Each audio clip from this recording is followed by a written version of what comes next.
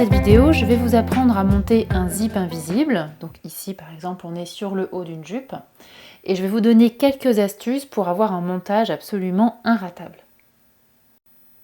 Alors la première étape, ça va consister à assembler les deux pièces en dessous du futur zip en s'arrêtant environ 2 cm en dessous du cran de fin de zip. Donc là, mon cran est à ce niveau-là. J'ai donc arrêté ma couture ici. Ensuite, j'ai ouvert cette couture au fer et là, j'ai précassé de chaque côté d'1 centimètre puisque c'est la valeur de ma marge de couture. Pour m'aider à poser le zip invisible, je vais commencer par prendre une chute de papier que je vais glisser en dessous de mon tissu et sur lequel je vais épingler mes deux côtés bien bord à bord. Donc je commence par épingler un premier côté, donc je me mets un peu plus loin, enfin j'épingle un peu plus loin que le repli qui a été fait. Donc j'épingle l'extrémité du haut et j'épingle ensuite le cran de fin du zip pour me permettre dès maintenant de vérifier à l'aide du patronage que cette longueur n'a pas bougé. Donc là, je positionne mon patron sur mon morceau pour bien vérifier que le cran se situe au bon endroit et que là-haut ça correspond et qu'il n'y a donc pas eu de déformation de mon tissu. Voilà, ensuite je peux rajouter quelques épingles, donc je positionne mon tissu bien à plat sur une ligne fluide. Et en face, et parfaitement bord à bord, je vais faire correspondre l'autre côté. Donc, je commence par faire correspondre les coutures, ici, couture d'assemblage de la ceinture.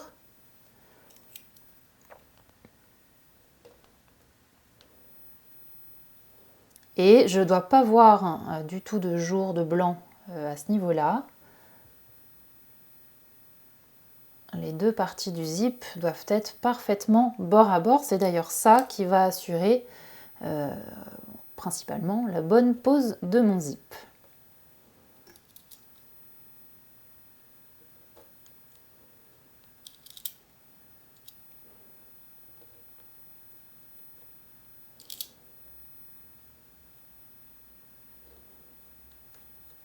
Et idem là au niveau de la ceinture puisque le zip va aller quasiment jusqu'en haut.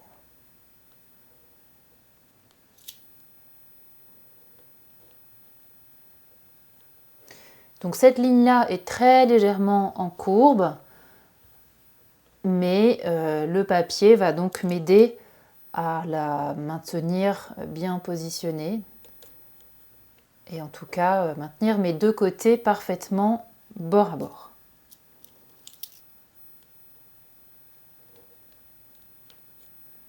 Et ensuite, par-dessus, je vais pouvoir épingler l'endroit de mon zip invisible. Donc l'endroit est là. Je le retourne comme ceci. De part et d'autre, le zip doit arriver parfaitement bord à bord avec la marge de couture. En tout cas, c'est comme ça que je l'épinglerai. Et au niveau du haut, les griffes du haut doivent se trouver à 2 cm en dessous du haut de la jupe, puisque là, je positionnerai ensuite une agrafe. Donc, je mesure. Là, les griffes sont bien ici à 2 cm. Et je vais épingler, mais attention, je prends uniquement le zip avec la marge de couture. Je n'épingle que ces deux épaisseurs. Donc là, je prends mon temps pour faire une préparation vraiment bien soignée. Je l'épingle bien à plat. Je peux d'ailleurs complètement le refermer.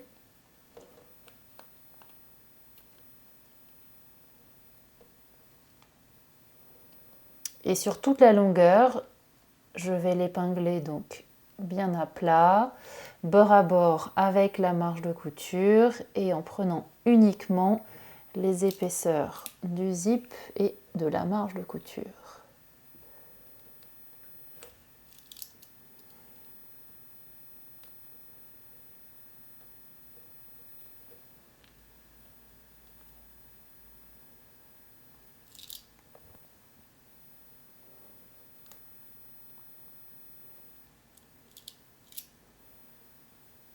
Donc là, comme d'habitude, je peux positionner autant d'épingles que je souhaite.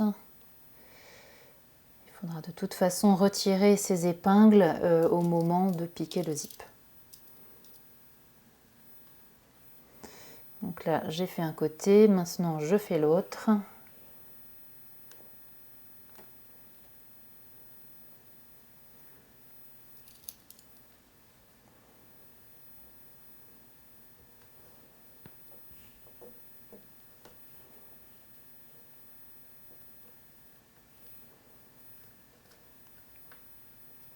Donc si la préparation est bien faite, le montage du zip sera très facile, vous allez le voir. Et surtout, si c'est bien préparé, le zip sera parfaitement bien posé. Ces deux côtés arriveront parfaitement bien bord à bord.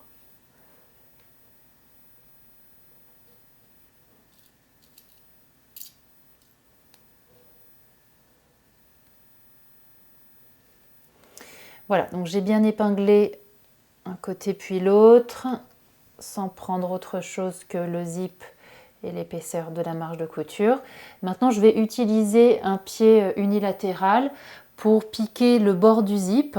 Donc là, je ne cherche pas pour le moment à faire la couture finale du zip invisible, juste à le maintenir en place. En fait, je vais le piquer sur, à quelques millimètres du bord sur la marge de couture pour lui permettre de bien tenir en place et pour m'aider ensuite à faire la couture finale. Et donc pour pouvoir réaliser cette première couture, bien sûr, je peux retirer maintenant le papier qui m'a permis de l'épingler.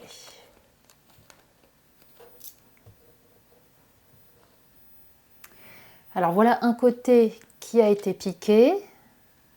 Donc là finalement je n'ai pas eu besoin de retirer toutes les épingles au moment d'arriver dessus, donc ça ce sera à vous de voir.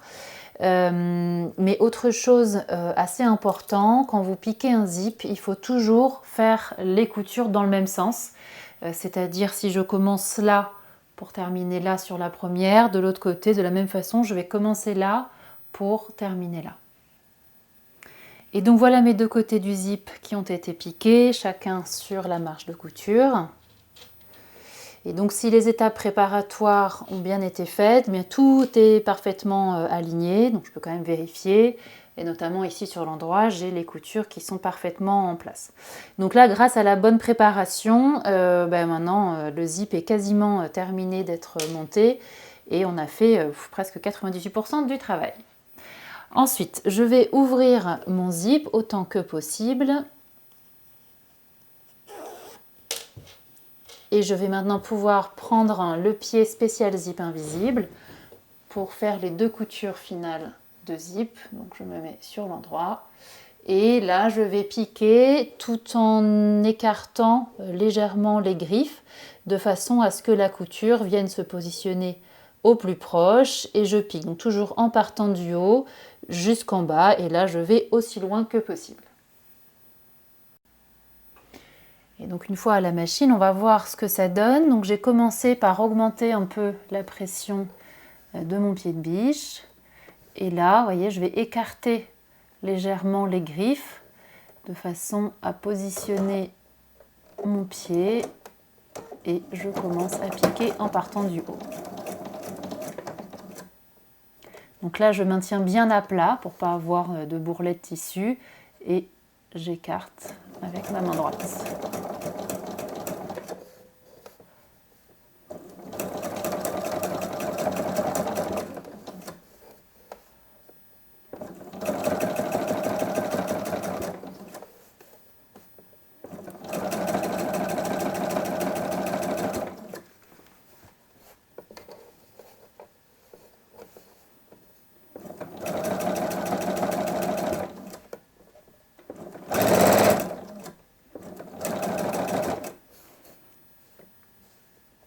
Et là, j'arrive proche du curseur, donc je vais aussi loin que possible. Et dès que je ne peux plus avancer, je fais un point d'arrêt.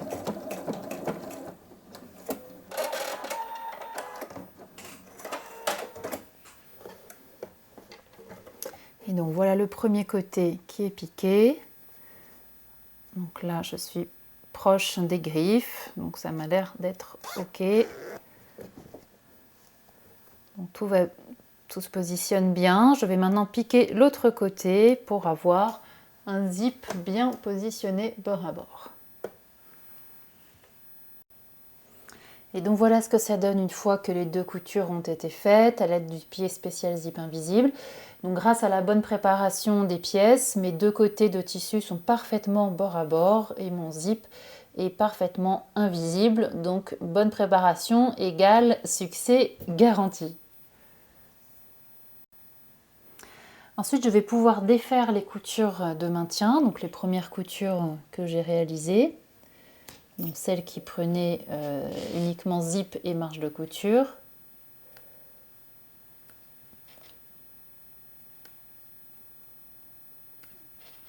Je vais la défaire sur toute la longueur.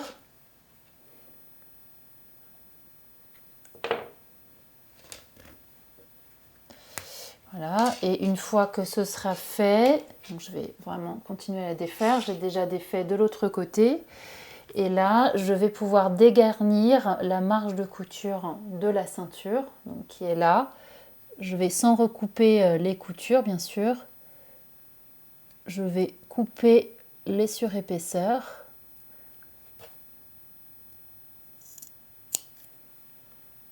Pour faciliter les choses par la suite.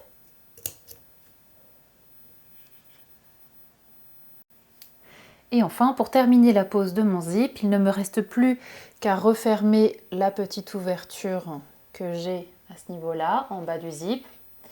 Et donc pour ça, je vais utiliser un pied unilatéral pour terminer la couture du côté. Donc je vais replier mon zip vers le haut pour dégager cette partie-là. Et là, hop, je vais piquer donc ici de façon à rejoindre ces 2 coutures donc au plus proche et autant que possible.